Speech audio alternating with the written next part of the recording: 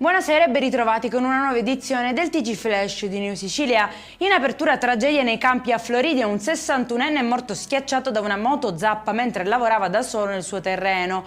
A ritrovarlo sono stati i carabinieri, indagini in corso, si ipotizza un incidente autonomo. Tensione ad Acireale nel Catanese. Durante il mercato settimanale 2 vigili urbani sono stati aggrediti da un posteggiatore abusivo e 2 complici. L'uomo ha tentato la fuga provando a rubare l'auto di servizio e arrampicandosi su una torre faro. Convinto a scendere dal magistrato, è stato poi fermato e posto ai domiciliari. Irregolarità a bordo di un peschereccio intercettato al largo di Trapani. L'imbarcazione era guidata da un uomo che si spacciava per comandante senza avere il titolo e a bordo mancava anche il motorista. Scattano pertanto le denunce per usurpazione, nei guai anche il vero comandante e l'equipaggio.